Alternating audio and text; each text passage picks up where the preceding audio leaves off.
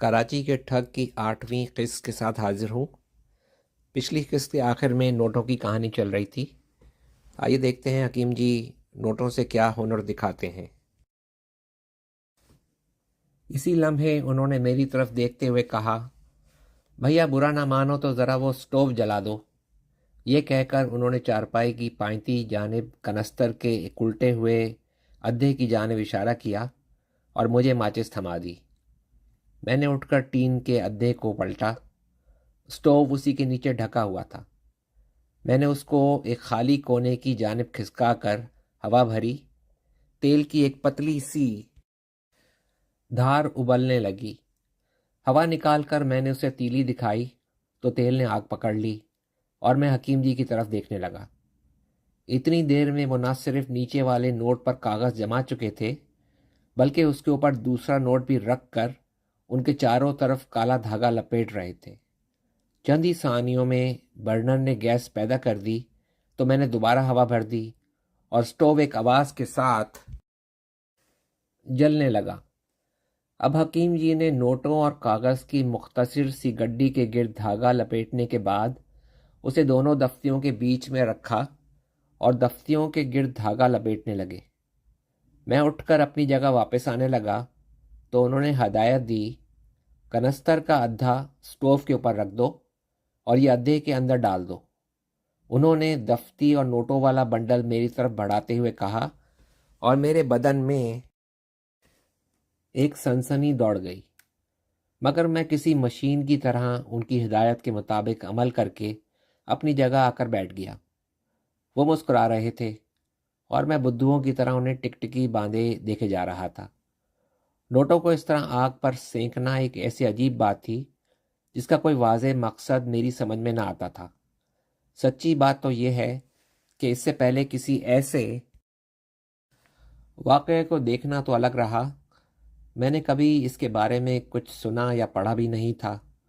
नौयत मामला के इसरार मेरे जज्बा तजस्सुस को बेचैन करने लगे।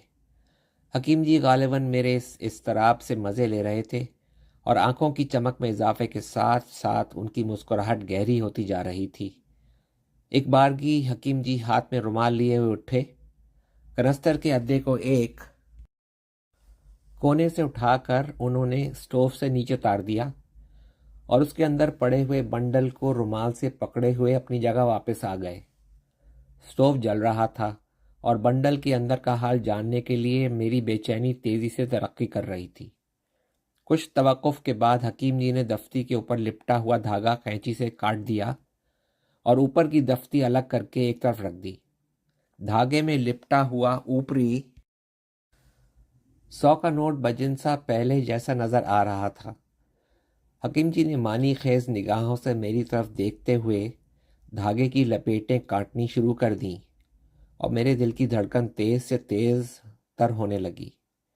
धागे अलग करने के बाद उन्होंने मेरी तरफ हाथ बढ़ाते हुए कहा, और से देखकर बताओ वो सफ़ेद कागज़ जो दोनों नोटों के बीच में था कहाँ गया।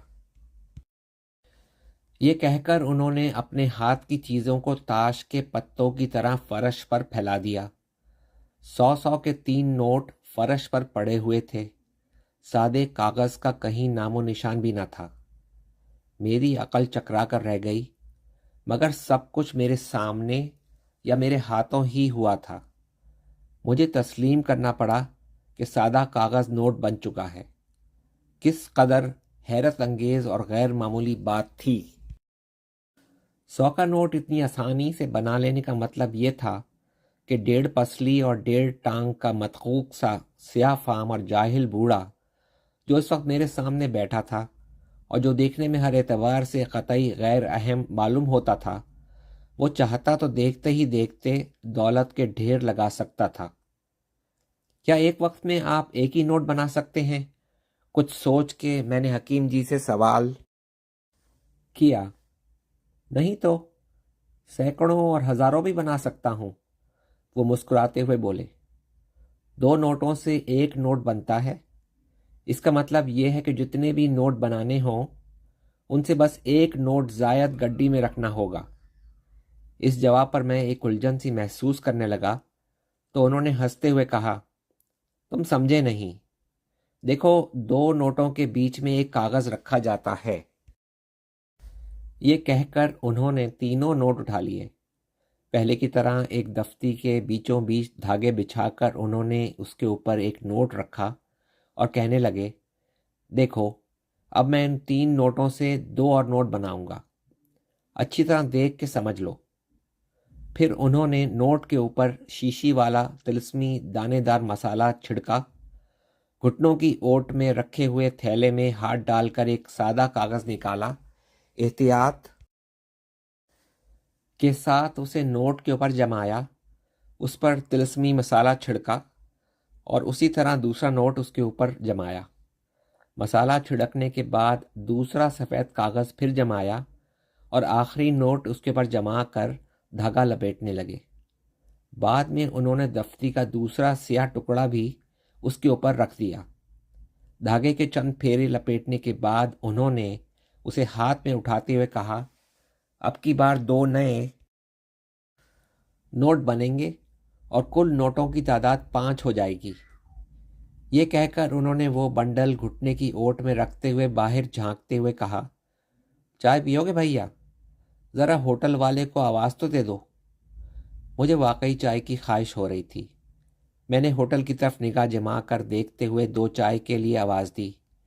पहली आवाज़ खाली गई, दूसरी पर होटल वाला मेरी तरफ मुतवज्जे हुआ। उंगलियों से 2 चाय का इशारा देने के बाद मैंने हकीम जी की तरफ देखा।